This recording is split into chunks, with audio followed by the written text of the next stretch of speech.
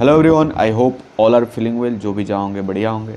और जो भी अभी एग्ज़ाम हो रहे हैं यूपीएससी मेंस, बाकी जो भी जहाँ पे ऐसे कंप्रिहेंशन वगैरह पूछे जा रहे हैं, वहाँ पे हिटलर के बारे में बहुत सारी जानकारियाँ पूछी जाती है। एज ए ऑब्जेक्टिव की बात करें, सब्जेक्टिव की बात करें, तो वहाँ पे बहुत सारे क्वेश्चन पूछे जाते हैं। तो इस वीडियो में हम लोग एडोल्फ हिटलर, यानी कि हिटलर का पूरा नाम एडोल्फ हिटलर था, उसके बारे में पूरी जानकारी अभी हम लोग देखते हैं।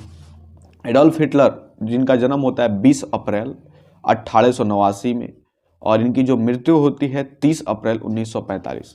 एक जर्मन शासक थे। वे राष्ट्रीय समाजवादी जर्मन कामगार पार्टी के नेता थे। इस पार्टी को प्राय नाजी पार्टी के नाम से जाना जाता है। सन 1933 से सन 1945 तक वह जर्मन के शासक रहा। हिटलर को द्वितीय विश्व युद्ध के लिए सर्वाधिक जिम्मेदार माना जाता है। द्वितीय विश्व युद्ध तब हुआ जब उसके आदेश पर नात्सी सेना ने पोलैंड पर आक्रमण किया। फ्रांस और ब्रिटेन ने पोलैंड को सुरक्षा देने का वादा किया था और वादे के अनुसार उन दोनों ने नाजी जर्मनी के विरुद्ध युद्ध की घोषणा कर दी। एडोल्फ हिटलर पूर्व अधिकारी पोलैंड हिडेनबर्ग के राष्ट्रपति थे। उत्तराधिकारी बात करें तो कार्ल डोनिट राष्ट्रपति वॉल ओन हिडेनबर्ग 1933 से 1934 में। इनके सहायक थे फ्रॉज वोन पेपेन, वाइस कुलाधिपति।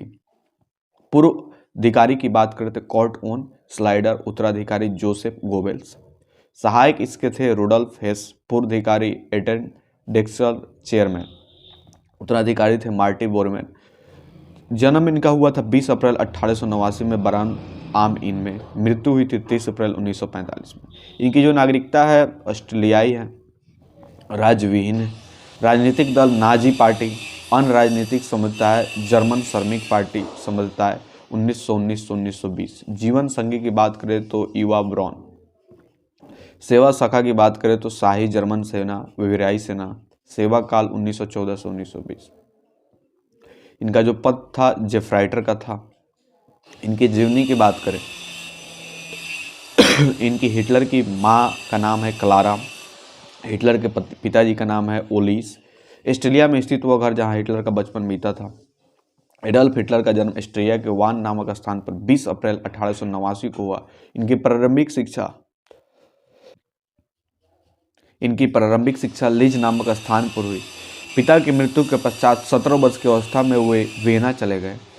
कला विद्यालय में प्रविष्ट होने में असफल होकर वे पोस्ट कौड़े पर चित्र बनाकर अपनी निर्वाह करने लगे। जब प्रथम विश्व युद्ध प्रारंभ हुआ तो वो सेना में भर्ती हो गए और फ्रांस में कई लड़ाइयों में उन्होंने भाग लिया। 1918 ईस्वी में युद्ध में घायल होने के कारण वे अस्पताल में रहे। जर्मनी की पराजय का उनको बहुत दुख हुआ। 1918 ईस्वी में उन्होंने नाजी दल की स्थापना की। इसके सदस्यों में यहूदी विरोधी नाजी राष्ट्रवाद कुट कुट कर भरा था। इस दल ने यहूदियों को प्रथम विश्व युद्ध की हार के लिए दोषी ठहराया। आर्थिक स्थिति खराब होने के कारण जब नाजी दल के नेता हिटलर ने अपने नफरत भरे भाषणों में से उसे ठीक करने का आश्वासन दिया तो अनेक जर्मन नाजी इस दल के सदस्य हो गए। हिटलर ने भूमि सुधार करने, वर्साई संधि को समाप्त करने और एक विशाल नाजी जर्मन साम्राज्य की स्थापना का लक्ष्य जनता के सामने रखा, जिससे जर्मन लोग सुख से रह सके। इस प्रकार 1922 ईस्वी में हिटलर एक प्रभावशाली व्यक्ति हो गए। उन्होंने स्वास्तिक को अपने दल का चिन्ह बनाया। समाचार पत्रों के द्वारा हिटलर ने अपने दल के सिद्धांतों का प्रचार जनता में किया। भूरे रंग की पोशाक पहने सैनिकों की टुकड़ी तैयार की गई।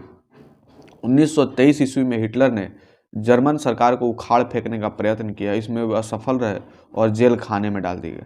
वहीं उन्होंने मीन कैम्प मेरा संघर्ष नामक अपनी आत्मकथा लिखी। इसमें नाजी दल के सिद्धांतों का विवेचन किया। उन्होंने लिखा कि जर्मन जाति सभी जातियों से श्रेष्ठ है। उन्होंने विश्व का नेतृत्व करना चाहिए। यहूदी सदा से संस्कृति में रोड़ा अटकाते आए। जर्मन लोगों को साम्राज्य विस्तार का पूर्ण अधिकार है। फ्रांस और रूस से लड़कर उन्होंने जीवित रहने के लिए भूमि प्राप्ति करनी चाहिए। 1930 से 32 में जर्मनी में बेरोजगार बहुत बढ़ गई। संसद में नाजी दल के सदस्यों की संख्या 230 हो गई। 1932 के चुनाव में हिटलर को राष्ट्रपति के चुनाव में सफलता नहीं मिली। जर्मन की आर्थिक दशा बिगड़ती गई और विजयी देशों ने उसे सैनिक शक्ति बढ़ाने की अनुमति की। 1933 में चांसलर बनते ही हिटलर ने जर्मन संसद को भंग कर दिया, कम्युनिस्ट दल को गैरकानूनी घोषित कर दिया और राष्ट्र को नाजी बनने के लिए ललकारा। हिटलर ने डॉक्टर जोसेफ गोएबल्स को अपना प्रचार नियुक्ति किया। नाजी दल के विरोधी व्यक्तियों को जेलखाने में डाल दिया गया। कार्यकारिणी और कानूनी बनाने की सारी शक्तियां हिटलर ने अपने हाथों में ले ली। 1934 में उन्होंने अपने को सर्वोच्च न्यायाधीश घोषित कर दिया। उसे वर्ष हिडेनबर्ग की मृत्यु के पश्चात वे राष्ट्रपति भी बन बैठे। नाजी दल का आतंक जनजीवन के प्रत्येक क्षेत्र में छा गया। 1933 से 1938 तक लाखों यहूदियों की हत्या कर दी गई। नवयुवकों में राष्ट्रपति के आदेश का पूर्ण रूप से पालन करने की भावना भर दी गई। जर्मन जाति का भाग्य सुधारने के लिए सारी शक्तियां हिटलर ने अपने हाथों में ले ली। हिटलर ने 1933 में राष्ट्रसंघ को छोड़ दिया और भावी युद्ध को ध्यान में रखकर जर्मनी की सैन्य शक्ति बढ़ाना प्रारंभ कर दिया। सारी जर्मन शक्ति को सैनिक प्रशिक्षण देगा। 1934 में जर्मन और पोलैंड के बीच एक दूसरे पर आक्रमण न करने की संधि हुई। उसी वर्ष ऑस्ट्रेलिया के नाजी दल ने वहां के चांसलर डल्फस का वध कर दिया। जर्मन की इस आक्रामक नीति ने डरकर रूस, फ्रांस, चेकोस्लोवाकिया, इटली आदि देशों ने अपनी सुरक्षा के लिए पारस्परिक संधियां की। उधर हिटलर ने ब्रिटेन के साथ संधि करके अपनी ब्रिटेन की जल सेना का 35% रखने का वचन दिया। इसके उद्देश्य भावी युद्ध में ब्रिटेन को तटस्थ रखना था, किंतु 1935 में ब्रिटेन, फ्रांस और इटली ने हिटलर की शास्त्रीकरण नीति की निंदा की। अगले वर्ष हिटलर ने वर्साई की संधि को भंग करके अपनी सेनाएं फ्रांस के पूर्व में राइन नदी के प्रदेश पर अधिकार करने के लिए भेज दी।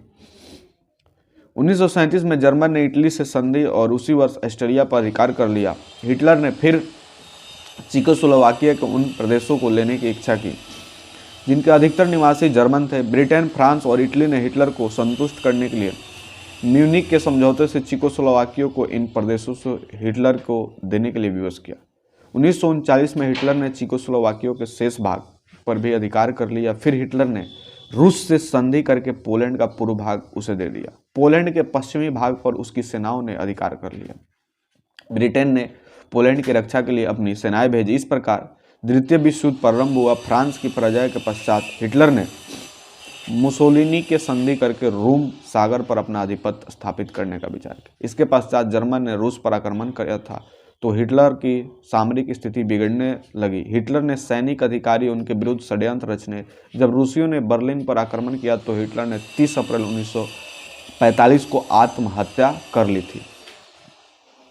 हिटलर का उत्थान की बात करें तो प्रथम विश्व युद्ध के पश्चात जहां एक ओर तानाशाही प्रवृत्ति उदय हुआ, वहीं दूसरी ओर जर्मन और हिटलर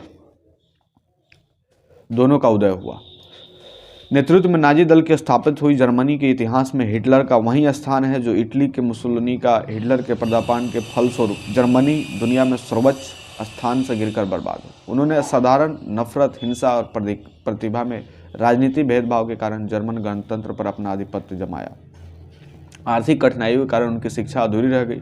वे वियना में अपना भवन निर्माण कला की शिक्षा लेने प्रथम विश्व युद्ध में वो जर्मन सेना में भर्ती हो गए। उन्हें शुद्ध योगादारी भागीदारी युद्ध समाप्ति के पश्चात उन्होंने सक्रिय राजनीति में अभिरुचि लेना शुरू की।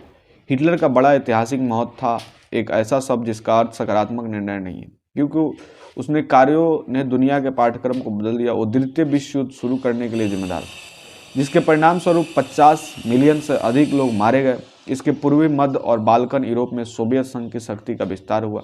कम्युनिस्ट आंदोलन अंततः चीन में नियंत्रण हासिल करने में सक्षम हुआ। पश्चिमी यूरोप से दूर संयुक्त राज्य अमेरिका और सोवियत की ओर सत्ता से निर्णायक बदलाव को चिन्हित किया गया। संघ इसके अलावा हिटलर होलोकास्ट के लिए जिम्मेदार था, जिसमें 60 लाख यहूदियों और लाखों अन्य लोगों की राज प्रायोजित हत्या शामिल थी। बाकी जो अगला टॉपिक है नाजीवाद, चांसलर बनना, हिटलर का व्यक्तित्व। इसका हिटलर के व्यक्तित्व की बात करें तो उपयुक्त सभी कारणों का अतिरिक्त हिटलर के अभ्युदय का महत्वपूर्ण कारण स्वयं उनका प्रभावशाली एवं आकर्षक व्यक्तित्व था। वे उच्च कोटि के वक्ता थे, वे भाषण की कला में निपुण थे। उनकी वाणी का जादू काम करती थी और जनता का दिल जीत लेती थी। आधुनिक युग में प्रचार का काफ़ी महत्व है। प्रचार वह शक्ति है जो झूठ को सच और सच को झूठ बना सकती है।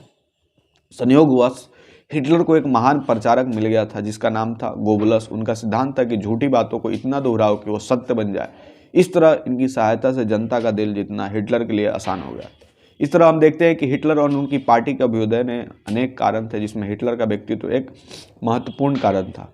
अपने व्यक्तित्व का उपयोग कर उन्होंने वर्साय संधि की त्रुटियों को जनता को अवगत कराया, इन्होंने अपना समर्थक बना लिया। यह ठीक है कि युद्धोत्तर जर्मन आर्थिक दृष्टि से बिल्कुल पंगु हो गया था, वहाँ बेकारी और भुखमरी आ गई थी, परंतु हिटलर एक दूरदर्शी राजनीति था और उसने परिस्थिति को लाभ उठाकर राज्य सत्ता का आधिपत्य कायम कर लिया था।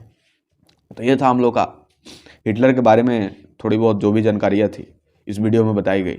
बाकी नाजीवाद और बहुत सारी हिस्ट्री की ऐसी टॉपिक है, उसको इस पे दिखाया जाएगा जो आपके एग्ज़ाम से रिलेटेड है, जो थोड़ा सा ऐसा कॉन्फ्यूजन सा है उसको यहाँ पे बताए जाएंगे। बाकी आप कमेंट करके बताएंगे कि कैसी लग रही है वीडियो और सारी। जल्दी मिलते हैं अगले वीडियो में, तब तक के लिए बाय बाय।